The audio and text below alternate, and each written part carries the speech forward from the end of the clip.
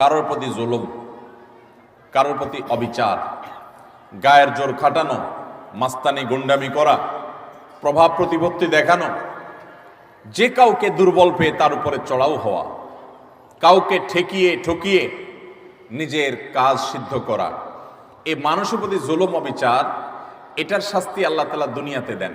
পৃথিবীর ইতিহাসে এমন একজন জালেম দেখাতে পারবেন না যে জালেম জুলুম করেছে আর তার প্রায়শ্চিত্ত তাকে দুনিয়াতে পেতে হয়নি। পৃথিবীর ইতিহাসে সর্বপ্রথম জালিম, মানব সভ্যতার মানব ইতিহাসের সর্বপ্রথম জালিম ছিল কাবিল, আদম আলাইহিস সালামের ছেলে কাবিল। সে জুলুম করেছে নিজের আপন ভাই হাবিলের প্রতি। আল্লাহ তাআলা তার মুখ উন্মোচন করে দিয়েছেন, তাকে অপমান অপদস্থ করেছেন, তার এই কুকর্ম আল্লাহ তাআলা ফাঁস করে দিয়েছেন। এটি ছিল আল্লাহর পক্ষ থেকে তার জন্য দুনিয়ার শাস্তি, আখিরাতের শাস্তি তো আছেই। পৃথিবীর ইতিহাসে বহু জালেম গিয়েছে, নমরুদ জুলুম করেছে, আবু জাহাল জুলুম করেছে, উতবা সাহেবা জুলুম করেছে, অনেক পরাশক্তি জুলুম করেছে। আল্লাহ তাআলা তাদের প্রত্যেককে অপদস্থ করেছেন, অপমান করেছেন, তাদের মুখ সম্মোচন করেছেন, তাদের শাস্তি দিয়েছেন। তবে আল্লাহ ছাড় দেন, আল্লাহ ছাড় দেন। আল্লাহ বলেছেন ইন্নামা নুমলি লাহুম, আমি ছাড় দিয়ে রাখি। ইন্না কাইদি মাতিন, ছাড় দেওয়ার পরে যখন ধরি সে ধরাটা হয় বড় শক্ত, সেটা থেকে বাঁচার কোনো উপায় থাকে। জুলুম এমন অপরাধ, কোন মুসলমান যদি কোনো হিন্দুর প্রতি জুলুম করে, কোন নামাজি মানুষ যদি কোনো বেনামাজির প্রতি জুলুম করে, কোন ধার্মিক মানুষ যদি কোনো অধার্মিক মানুষের প্রতি জুলুম করে, তারপরও আল্লাহ তাআলার সাহায্য ওই মাজলুমের প্রতি থাকে, হোক সে অমুসলিম, হোক সে অন্য ধর্মের মানুষ। কারণ জুলুমকে আল্লাহ কখনো সহ্য করেন। ভাইরা আমার, পশু পাখি তাদের কোনো জান্নাতও নাই, জাহান্নামও নাই। পশু পাখির কোনো জান্নাত জাহান্নাম আছে? তাদের কোনো ইবাদত বন্দেগী আছে? আল্লাহ তাআলা কিয়ামতের দিন গরু ছাগলকে জিজ্ঞাসা করবেন, তোমার যৌবনকাল কিভাবে কাটাইছো? ঘাস খায় কাটছো নাকি শুয়ে শুয়ে কাটছো? আল্লাহ জিজ্ঞাসা করবেন। জিজ্ঞাসাবাদ হবে মানুষের এবং জিনের। পশু পাখির কোনো জিজ্ঞাসাবাদ হবে? পশু পাখির আল্লাহ জিজ্ঞাসা করবেন ঘাস বেশি খাইছো কিনা, অপচয় করছো কিনা, তোমার মালিক তোমাকে ঘাস খাইতে দিছে, অর্ধেক খাইছো আর অর্ধেক ফালাইছো, অপচয় করছো, জবাব দাও। এরকম কোনো কথা আছে হাদিস কোরআনে? নাই। তাদের কোনো বিচার নাই।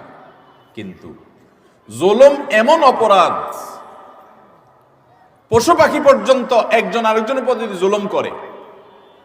একটা গরু অন্য গরুটার উপরে চড়াও হয়ে তাকে আক্রমণ করে রক্তাক্ত করে ফেলেছে, গায়ের জোর ছিল।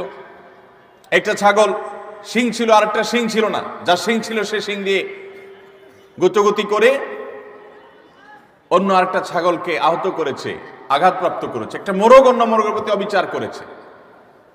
নবী করিম সাল্লাল্লাহু আলাইহি সাল্লামের সুস্পষ্ট হাদিস পাওয়া যায়, কিয়ামতের ময়দানে এই পশুগুলোকে আল্লাহ তাআলা মাটি হওয়া থেকে আবার পুনরায় সৃষ্টি করবেন এবং দুনিয়াতে যে যার প্রতি অবিচার করেছে সেই অবিচারের বিচার আল্লাহ করবেন। যে এখন তুমি যে দুর্বল ছিল সে সবল যে তার প্রতি জুলুম করেছে, তার প্রায়শ্চিত্ত স্বরূপ তাকে সে গুঁতো মারবে এবং এর শাস্তি পাবে।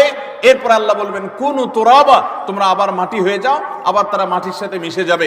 অর্থাৎ তাদের কোনো বিচার নেই। কিন্তু পশু পাখিও যদি একে অন্যের প্রতি জুলুম করে, আল্লাহ রাব্বুল ইজ্জত তার বিচার কিয়ামতের ময়দানে করবেন। তাহলে মানুষের জুলুম এটা কত জঘন্য হতে পারে, কত ভয়াবহ হতে পারে।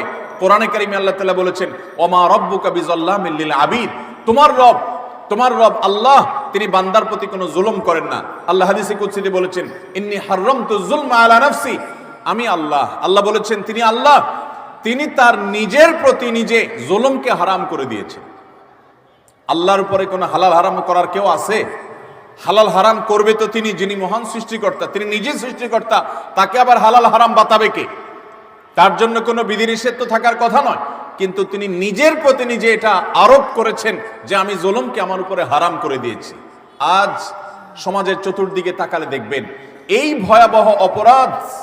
আমরা অনেকে নামাজ কালাম পড়ছি, মুখে হয়তো দাড়িও আছে, আমি হয়তো নিজেকে মুসলমান দাবিও করছি, আমি হয়তো তাসবিহ তিলাওয়াতও করছি, অথচ আমি একজন রিকশাওয়ালাকে দুর্বল পেয়ে জুলুম করছি, আমি হয়তো অধীনস্থ কর্মচারীকে দুর্বল পেয়ে জুলুম করছি, আমি হয়তো আমার চাইতে আরেকজন একটু কম ক্ষমতা সম্পন্ন তাকে পেয়ে আমি চড়াও হচ্ছি, আমি হয়তো আমার মালিক অনুপস্থিত আছে এই দুর্বলতা আমি তার সম্পদের প্রতি জুলুম করছি, তার কাজ ফাঁকি দিয়ে জুলুম করছি। এভাবে চতুর্দিকে দেখবেন জুলুমের এক মহোৎসব চলছে। আল্লাহ রাব্বুল আলামিন কোরআনে কারিমে পরিষ্কারভাবে জানিয়েছেন যে জুলুম যদি কেউ করে, এই জুলুম চুল পরিমাণও যদি করা হয়, এর বিচার আল্লাহ তাআলা করবেন।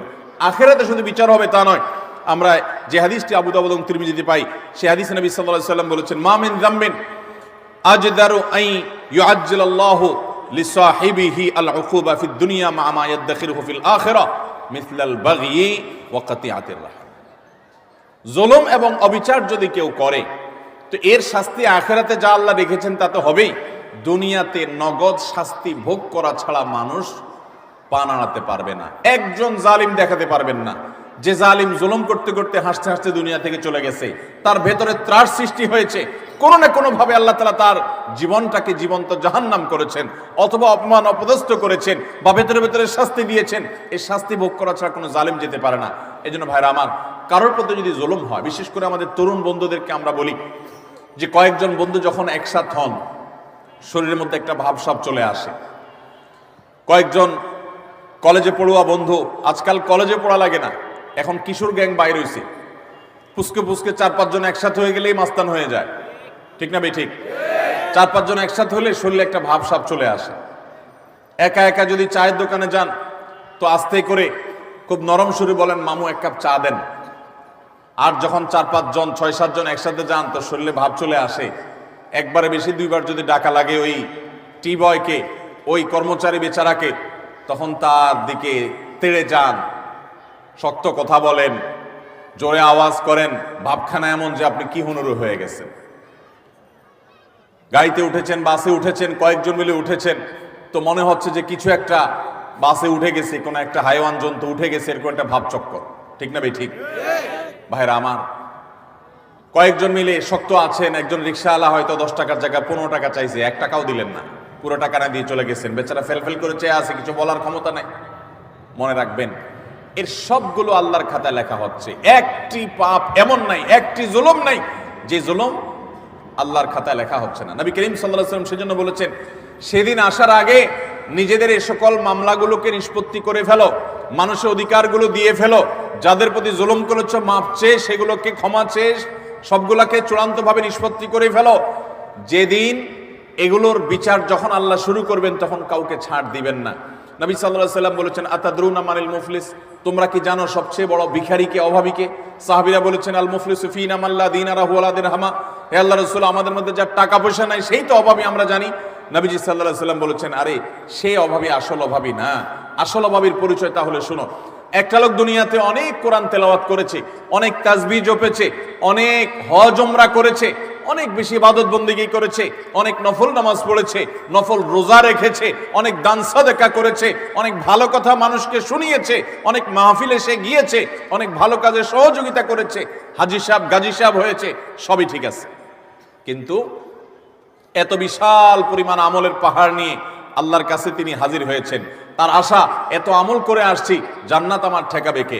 কিন্তু দেখা গেল দুনিয়াতে তার জীবদ্দশায়, কৈশোর বয়সে, যৌবনে, প্রাপ্তবয়স্কে, বৃদ্ধ বয়স্কে, বিভিন্ন পর্যায়ে এসে সে কখনো কাউর প্রতি অত্যাচার করেছে, অবিচার করেছে, কাউকে ঘাট ধাক্কা দিয়েছে, কাউকে একটা ঘুষি দিয়েছে, কাউকে একটা গালি দিয়েছে, কাউর প্রতি অবিচার করেছে, কারোর প্রতি জুলুম করেছে, কখনো কাজের বুয়ার প্রতি করেছে, কখনো ড্রাইভারের প্রতি করেছে, কখনো অধীনস্থের প্রতি করেছে, কখনো আপন ভাইয়ের প্রতি করেছে, কখনো আপন বোনের প্রতি করেছে, কখনো নিজের স্ত্রীর প্রতি করেছে, কখনো হয়তো সন্তানের প্রতি করেছে, নানামুখী মানুষের প্রতি জুলুম করেছে। এই জুলুমগুলোর যাদের প্রতি করা হয়েছে, কিয়ামতের ময়দানে এই লোক যখন আমলের পাহাড় নিয়ে জান্নাতে যাওয়ার জন্য মুছে তাও দিবে, সমস্ত পাওনাদার হাজির হয়ে আল্লাহর কাছে বলবে, আল্লাহ, এই ব্যক্তি যে আজ জান্নাতে যাওয়ার জন্য প্রস্তুতি গ্রহণ করছে, এই লোক সে আমাদের অধিকার নষ্ট করেছে, আমাকে একটি আঘাত করেছে, আমি দুর্বল ছিলাম, হয়তো রিকশাওয়ালা, কিছু বলতে পারি নাই, আপনি তো আহকামুল হাকিমিন, আজ বিচার দিবসেতে বিচার হবে, দুনিয়াতে আমি বিচার পাই নাই, আজকে আমি বিচার চাই। আল্লাহ তাআলা তখন ওই ব্যক্তিকে আল্লাহ রাব্বুল আলামিন তখন বলবেন, এখন বিচার হলো, তুমি যে আমলের পাহাড় নিয়ে এসেছো সেখান থেকে কিছু আমল সওয়াব তাকে দিয়ে দাও, কিছু সওয়াব তাকে দিয়ে দাও, তোমার কাজের প্রায়শ্চিত্ত হবে। তাকে আল্লাহ তাআলা বিদায় করবেন, নিষ্পত্তি করবেন। আরেকজন হাজির, এভাবে একে একে যত পাওনাদার তার কাছে হবে, সমস্ত পাওনাদারদের পাওনা দিতে দিতে তার আমল যা নিয়ে এসেছে এ আমলের সকল সওয়াব ফুরিয়ে যাবে, শেষ। কিন্তু পাওনাদার তখনও আছে। এবার পাওনাদারদের পাওনা নিষ্পত্তি করবার জন্য আল্লাহ তাআলা পাওনাদারদের পাপের বোঝা তার মাথায় একটু একটু করে তার অপরাধের অনুপাত হারে আল্লাহ তাআলা দিতে দিতে পাপের বোঝা মাথায় নিয়ে আমল তো সওয়াব তো এর আগেই শেষ পাওনাদারকে দিয়ে, এবার পাওনাদারদের পাপের বোঝা মাথায় নিয়ে সে জাহান্নামে নিক্ষিপ্ত হবে। নবী সাল্লাল্লাহু আলাইহি সাল্লাম বলেছেন, ওই লোকের মতো ভিখারি, তার মতো অসহায়, তার মতো অভাবী, তার মতো কপাল পোড়া আল্লাহর জমিনে আর কেউ হবে না। সেই অভাব যেন আমাদের না হয়।